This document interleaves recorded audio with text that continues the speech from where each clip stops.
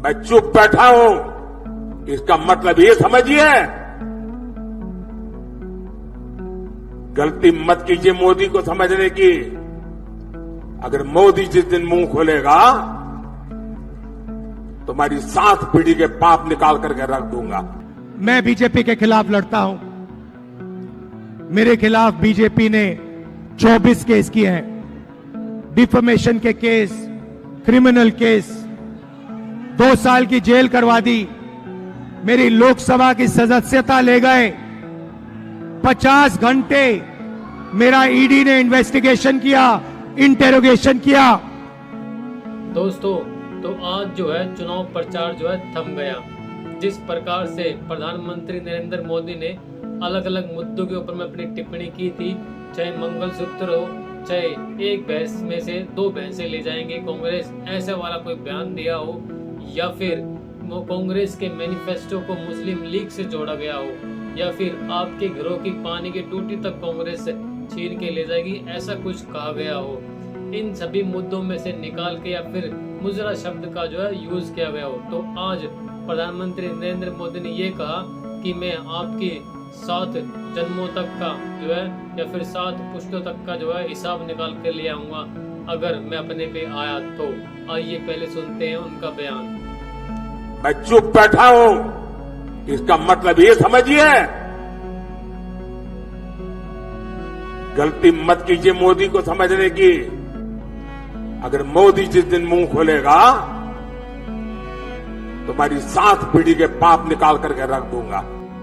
तो आज जो है इस बयान के बाद में ऐसा लगा कि राहुल गांधी ने शायद इस बयान का कुछ जवाब दिया हो। उन्होंने कुछ इस प्रकार से अपनी प्रतिक्रिया दी। उन्होंने कहा कि मेरे ऊपर में जो है 24 जो है डिफेमेशन के केस चल रहे हैं और भी अन्य केसेस चल रहे हैं। आइए सुनते हैं पहले उन्होंने क्या कहा। मैं बीजेपी के खिलाफ लड़ता हूं। मेरे खिलाफ बीजेपी ने 24 केस किए हैं, डिफेमेशन के केस, क्रिमिनल केस, 2 साल की जेल करवा दी, मेरी लोकसभा की सदस्यता ले गए, 50 घंटे मेरा ईडी ने इन्वेस्टिगेशन किया, इंटेरोगेशन किया, मेरा घर उठा के ले गए। जब ये मेरा घर ले गए, मैंने इनको चाबी दी और इनसे कहा ये जो तुम्हारा घर है सरकारी घर है, मुझे नहीं चाहिए।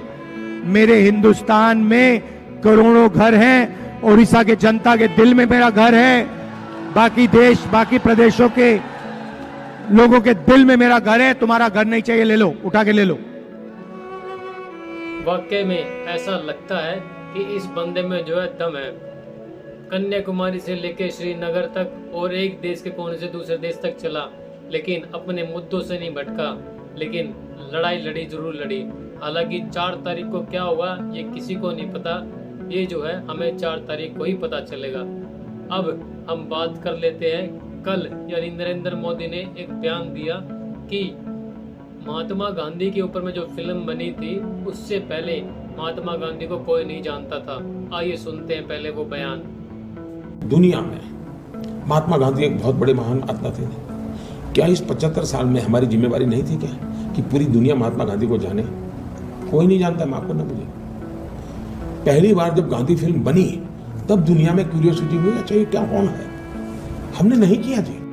अब इसी बयान के ऊपर में जो है राहुल गांधी ने जो पलटवार करते हुए नरेंद्र मोदी को जो है ये बातें कुछ कही। आइए सुनते हैं। शाखाओं में जिनकी वर्ल्ड व्यू बनती है वो गांधी जी को नहीं समझ सकते, वो गोडसे को समझते हैं, गोडसे के रास्ते को अपनाते हैं।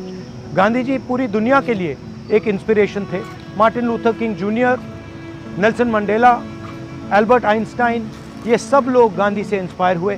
हिंदुस्तान में करोड़ों लोग गांधी का रास्ता अपनाते हैं, अहिंसा और सत्य के रास्ते पे चलते हैं। लड़ाई सत्य और असत्य के बीच में है, हिंसा और अहिंसा के बीच में है। हिंसा के लोग, असत्य के लोग ना अहिंसा को समझ सकते हैं ना सत्य को समझते हैं। धन्यवाद। अब देखना ये होगा कि आने वाले 4 तारीख को जो है क्या होता है।